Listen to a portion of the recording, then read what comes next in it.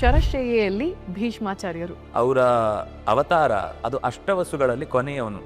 ವಿಭಾವಸು ಅಂತ ಅವನ ಹೆಸರು, ಅಥವಾ ಅವನನ್ನ ದ್ಯುವಸು ಅಂತಲೂ ಕರೀತಾರೆ. ಅವನ ಹೆಂಡತಿ ವರಾಂಗಿ. ಈ ವರಾಂಗಿಗೆ ಒಬ್ಳು ಫ್ರೆಂಡ್ ಇರ್ತಾಳೆ. ಅವರಿಬ್ರು ಸೇರ್ಕೊಂಡು ಈ ವಸಿಷ್ಠರ ಆಶ್ರಮದಲ್ಲಿ ಒಂದು ಸುಂದರವಾದ ಹಸು ಇರುತ್ತೆ, ದೇವಲೋಕದ ಹಸು. ಅದು ಕಾಣಿಸಿದ್ದನ್ನೆಲ್ಲ ಕೊಡ್ತಾ ಇರುತ್ತೆ. ಅದನ್ನ ಅಪಹರಿಸುವ ಯೋಚನೆ ಮಾಡ್ತಾಳೆ ಅವಳು. ಈ ದ್ಯುವಸು ತನ್ನ ಅಣ್ಣಂದ್ರನ್ನೆಲ್ಲ ಒಂದು ಸ್ವಲ್ಪ ಹೊತ್ತು ನನ್ನ ಜೊತೆಗೆ ಬನ್ನಿ, ಏನು ಅಂತ ಹೇಳಲ್ಲ, ನನ್ನ ಜೊತೆಗೆ ಬನ್ನಿ, ಒಂದು ಕೆಲಸ ಇದೆ, ನೀವು ಹೆಲ್ಪ್ ಮಾಡಿ ಸಾಕು ಅಂತ.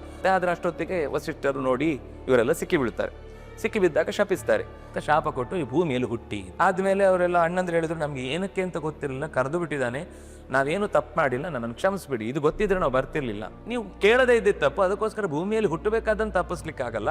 ಆದ್ರೆ ಹುಟ್ಟಿದ ಮೇಲೆ ಮನುಷ್ಯನಾಗಿ ಒಂದು 100 ವರ್ಷಗಳ ಕಾಲ ಏನೆಲ್ಲ ಸುಖ ದುಃಖ ಜ್ಞಾನ ಅಜ್ಞಾನ ಏನು ಅನುಭವಿಸ್ಬೇಕೋ ಅದೆಲ್ಲ ನೀವು ಅವನಿಗೆ ಧಾರೆ ಎರಿಬಹುದು. ಇನ್ನು ಅಲ್ಲಿ ಕೊಟ್ಟದ್ದೇನು ಅಂದ್ರೆ, ಆ 7 ಜನರ ಆಯುಷ್ಯ, 7 ಜನರ ವಿದ್ಯೆ, 7 ಜನರ ನೋವು, ಇದನ್ನು ಅನುಭವಿಸ್ಬೇಕಿದೆ ನೀನು. ಜ್ಞಾನ ಬಂತು, ಆಯುಷ್ಯ 800 ವರ್ಷ ಆಯ್ತು, ಇವನು 8ನೇವನು, ಹಿಂದಿನ 100 ಜನರ ಸೇರಿ 800 ವರ್ಷ ಆಯ್ತು. ವಿದ್ಯೆ ಬಂತು, ಸುಖ ಬಂತು, ನೋವು ಅನುಭವಿಸ್ಬೇಕಲ್ಲ ಎಲ್ಲಿ.